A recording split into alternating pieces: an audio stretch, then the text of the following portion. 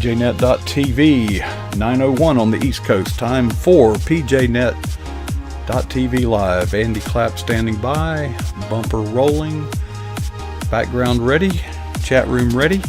Switching to Studio 8 in 5, 4, 3, 2, 1. Well, good evening and welcome to pjnet.tv. It is my pleasure, Coach Prasick, to be with you tonight. It's a brand new week and we have Andy Clapp standing by because, after all, it is the second Monday of the month, at which time we dedicate this program to him and his ministry. So let's bring Andy on board now so that he can say hello, and I will press a few buttons. Andy, I've been kind of busy today, so I haven't had a chance to compare notes with you. What has been happening in the month that has transpired since we last got together? A lot. To be honest with you, a lot. You would think things had slowed down with the pandemic and everything, but I honestly, we have taken this time to say, okay, God, we believe that you're going to move in a mighty way.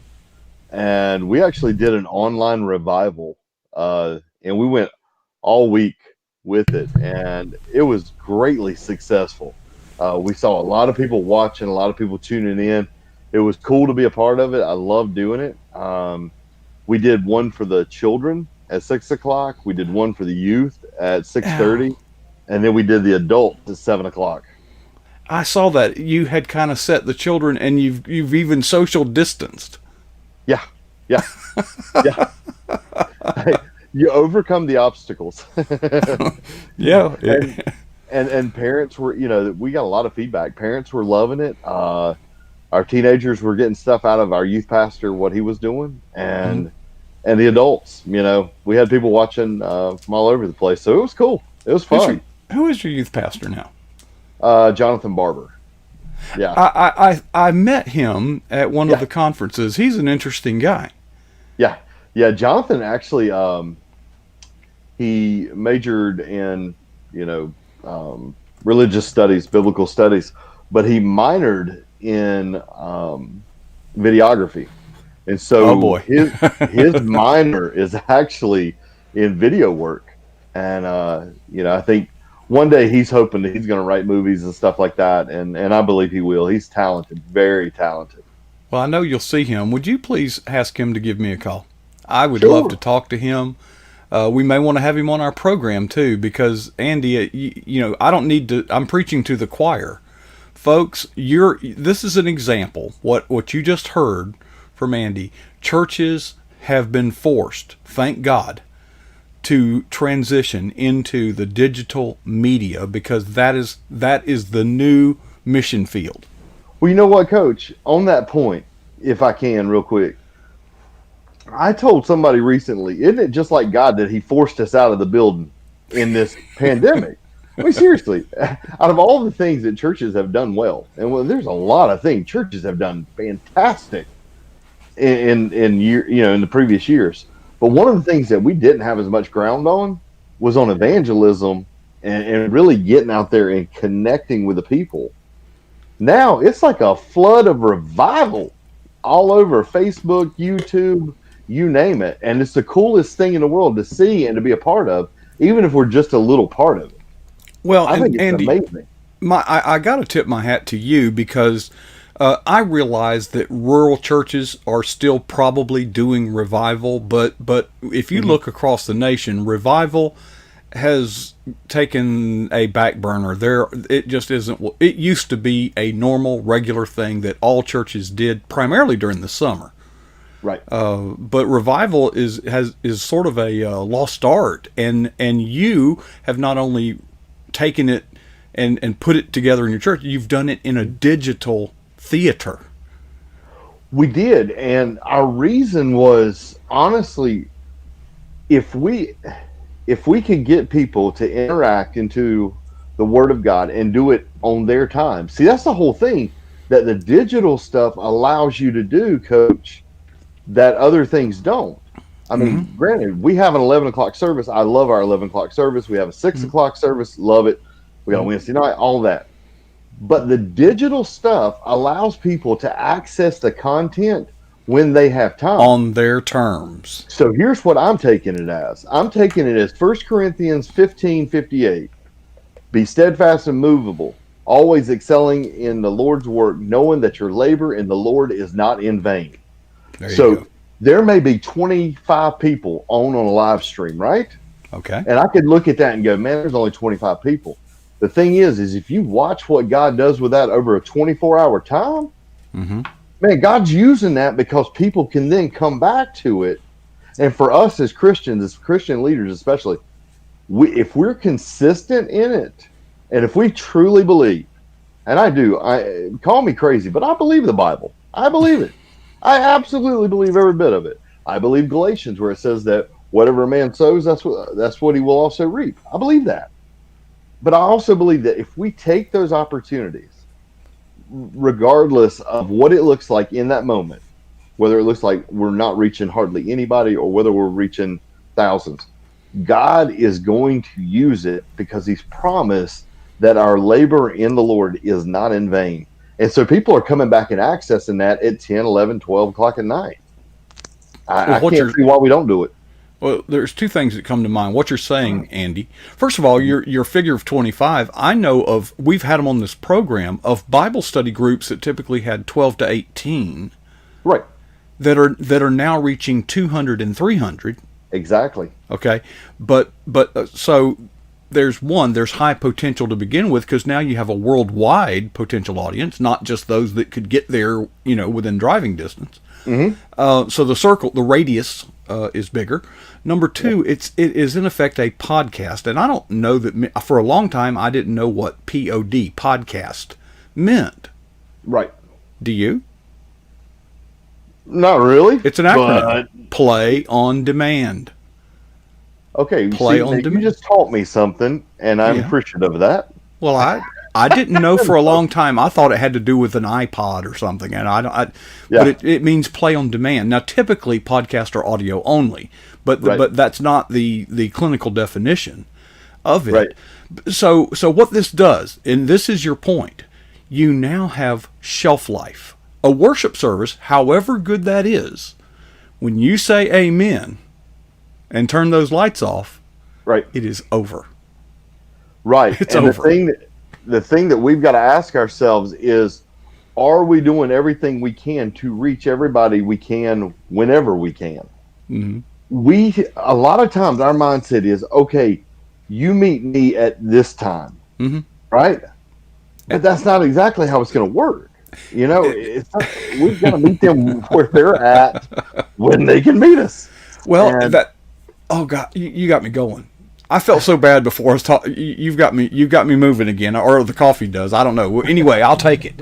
I'll give credit to Jesus went to the need. Uh-huh. Okay, yeah. There is one case where now somebody came to. They lowered the guy through the rooftop. Remember that? Yes, absolutely. Okay. Well, okay. So he didn't go to meet that need, but what that tells me, Andy, and please, folks, don't miss this point. When you have a ministry so dynamic that people will break down doors to get to it, absolutely, there has to be demand, and I think we have fallen short in making ourselves as marketable in the marketplace. We are competing for people's attention, and we just think, well, no, this is God's Holy, the Holy Spirit's going to do that for us, Andy. We don't really need to make any effort here, Well, I'll tell you another way that we've done this. What God has done with us and the doors He's opened, which is fantastic. I mean, it's just amazing.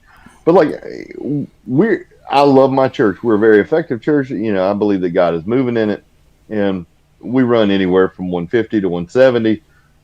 On a typical Sunday. The pandemic hits, we start, we've been doing Facebook Live for years. Mm-hmm. All right. And we're making sure that we're uploading on YouTube as well. Mm-hmm. Well, then we went to radio as well. Mm-hmm. Okay. So we're now reaching 60,000 people every weekend. And that's not counting what's being reached through Facebook and YouTube. And then what we're doing is coming back in and shooting our sermon in a 10-minute video. Oh, you do a highlights video. Oh, great idea. Well, not even highlights. It's actually for IGTV. Right, So I we're know. going across Instagram, Facebook, YouTube, radio, and God is just moving in it, and He's blessing it and He's moving in it. And here's the thing: is if we have, the Bible says, with just a little bit of faith, mountains move. A little bit of faith will cause mountains to move. And so we just stepped down and said, "All right, God, we're gonna have a little bit of faith and just see what happens," because I firmly believe that God is moving in huge ways right now. And I think He's doing it throughout the church, especially in America. The church in America, I believe, is going to come out of this stronger. I really do. Call me crazy. Everybody else does. But I think it's going to come out stronger. I think we have to, because we've been going the wrong way. If the church was as strong as it should be, it'd be harder to say that. It's like the fastest growing sport in America is grasshopper racing. They had 2 rodeos last year instead of 1. It's growing at a rate of... I'm glad you brought up the thing about faith, because folks, and Andy, I want you to make your points, but I would like to have a few minutes at the end, because we have taken a major leap of faith, and I want you to hear it as much as anybody else. But I don't want to take any time away from you. But if you would leave me a few minutes at the end. Absolutely. But I didn't want to shut you up. Keep going. I mean, we got 12 minutes. I mean, no, 8 minutes. We're in 12 minutes in. Well, I mean, I think when we really stop and assess how God's moving, I think we should be blown away by it.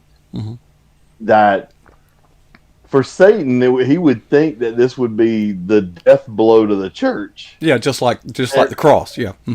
Exactly. And it doesn't matter what he thinks is a death blow to God's people. He can't knock us down, can't knock us out. And again, I'm seeing awesome stuff happening. Even the churches in our area, man, these places are active. And I think that the churches are beginning to understand how big of a role we have in our community.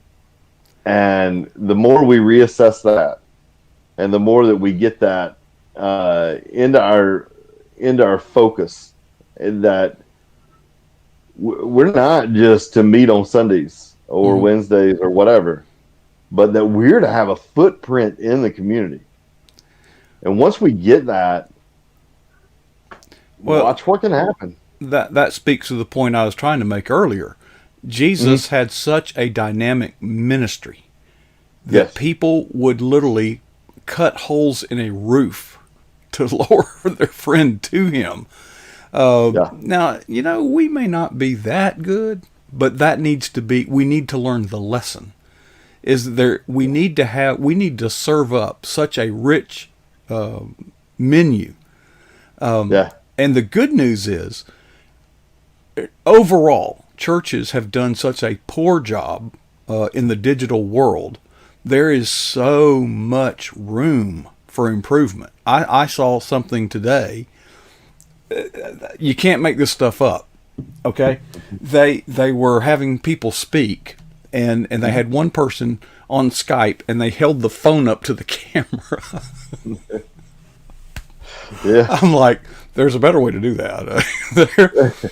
But he got his message across. That give him credit for that. But a lot of the stuff I see has a lot of room for improvement, folks. And we're new at this. And this corona, whatever it's called, COVID, has forced us to take steps in faith. And we are babes at it. But just imagine if we take it seriously and keep it up. I promise you the forces on the other side are very competent. They are very well funded, and they are highly motivated. Yeah, they are. And one of the keys to remember about the ministry of Jesus as well, I mean, there was amazing power in what he said. There was amazing works of God, through what he did, through the miracles and things like that. But there was also some of the draw to Jesus was his authenticity. He was real. And the people hadn't dealt with at that point. They had dealt with a lot of stuff that was just garbage, but they were drawn somewhat to that authenticity. And for us, as we do these things, and stepping more into the digital age of what the church needs to do and what the church looks like now, is to remain authentic to who you are in doing it. And people see through a show. Exactly. Exactly. They are impacted by the real, and that's where we're called to be. You're on it. You are so on it. You see, Jesus didn't really have a ministry of, well, what he did. Here's the model. Here's my take on it. Is he went out into the community, into the mission field, so to speak, and he encountered people and he met their need first, usually a physical need. Over and over and over, you see Jesus healing, and maybe all of us don't have the gift of healing, okay, but we do have the gift of helping. We do have the gift of caring. That's easily done. And then when Jesus had met their physical need, then he addressed their spiritual need. Well, if we're Christians, if we're like Jesus, why then are we skipping step one? We go out there with our Bible and our tracts to meet their spiritual need. And I'm not saying that that's wrong. I'm saying this isn't the way that we were shown. Can I give you one of the reasons why we're missing step one? Please, I want to know. Biblically speaking, it's because of Matthew 25. Look at Matthew 25:35 through the end. Okay, I'm trying to get the verses right in my head, but it's 35 to the end. Jesus splits the nations into two. He says, "These are the sheep and these are the goats." All right. He said to the sheep, he said, "I was hungry, you gave me something to eat. Thirsty, you gave me something to drink. Naked, you clothed me. Homeless, you took me in. Sick and in prison, you came to me." And then he said to the goats, "You didn't do any of that." All right. Here was the issue, though, at hand, right? Both asked the same question. Both sides asked the same question. They said, "When did we see you hungry or thirsty or naked or homeless?" Mm-hmm. Here's why we're missing step one. Our eyes aren't open to it. Mm. When our eyes aren't open, we don't see the opportunity that's right before us. And that's why we have to pray, "Lord, open my eyes to see what I can do and how I can serve you by serving others." Because Jesus said, "In as much as you've done it to the least of these brothers of mine, you did it unto me." But the difference was the awareness of the issues that were right there in front of them. That was the dividing line, because they both said, "We never saw you in those conditions." And Jesus said, "No, but you saw the conditions, and when you addressed it to me." You're being very polite. Let me be a little more candid. I don't think that it's not a case of our eyes aren't open. I think there's a verse that says we have scales in our eyes. I'll go further. I don't think we want to see it. You ever been at the stoplight when there's the guy, homeless veteran? We don't make eye contact with him, do we? It's too uncomfortable. I think, and to some degree, I'll concede to that to some degree. But to some degree, I think some of it, Coach, is people are so wrapped in the lives that we live that we fail sometimes to see what our neighbor is going through. So I don't want to be too cynical, but I think it's a mixture of both. Sometimes it's that we just don't care. I think sometimes it's that we are so locked in on our agenda that we forget God's agenda, and God's agenda far greater than what ours is. You got me fired up, buddy. Yeah, I love you, brother. When I'm looking at God's agenda, I'm gonna see people that are in need. Yeah, because they're all around us. Well, we got to go to them, and I think we avoid those sections of town. They're undesirable, and whether consciously, unconsciously, or ignorantly, either way, the effect is the same, Andy. We're not meeting that need. We're having church. We're dressing up. It's too sanitary. Have you ever traveled internationally, Andy? Yeah. Okay, I've been to some of those Caribbean countries where you don't know how rich we are. You really don't know how rich we are. Yeah. in this country if you haven't been to some of these places. You have no idea the conditions that not a few people that are in pictures that you see. I'm talking about this is the way they live, all of them. We do a thing every time we go overseas, which mostly is on vacations and stuff. No, I mean, just being honest, we've done some mission stuff overseas as well.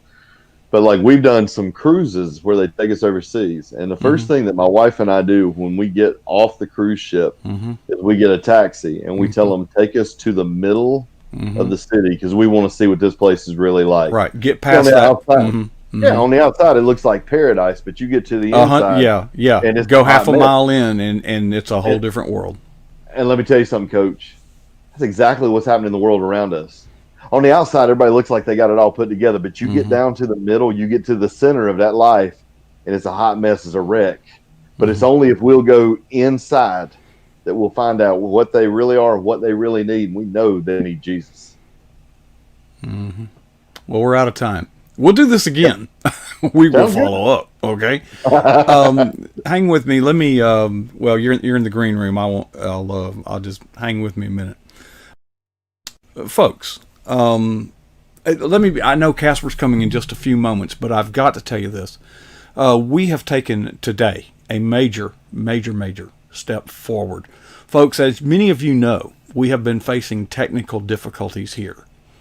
Some of them get down to the fact that we don't have enough bandwidth. I'm in a very rural area here, and there's only the phone company's the only deal in town, blah, blah, blah. We had one DSL line. I'm going to give you some metrics. We have on this broadcast, we have a 5 meg uplink, 5 megs. Keep that number in mind. Today, we installed a second one. Now, the second one only has 3. Now, they're not combined right now. Tomorrow night, they will be combined. But 6 weeks from now, we will have 1,000 megs. Yes. And we don't want that much. There's just no other choice. And it is a major financial commitment that we have made. But folks, we cannot expand. We are past the point where it's broken already. We have had guests who could not appear more than once. We have grown to the point we had to take this step. So I'm asking each of you to be in prayer because this will get installed in about 6 weeks. And this has been a lot of fun, a great playground, but it's going to get, or it just got very, very serious. Please keep PJNet in your prayers because we are going to have to put some gas in the tank. And I do not get on here to ask for money. I don't do that. We won't do that.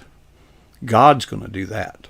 But you need to be in prayer because we are fixing to bust the doors down. Okay? All right. That's my serious lecture. Hey, listen, got so many in the chat room. Thank you all for being a part of this. You are the lifeblood of what we do here. We've got Casper coming in just a few minutes.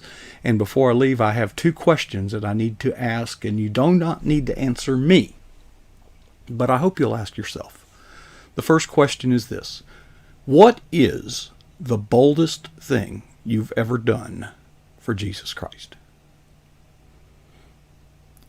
Now, you may come up with an answer you're satisfied with, so the next question will get you. When was that? You see, I have challenged myself, and I hope that you will challenge yourself to never be satisfied with either answer.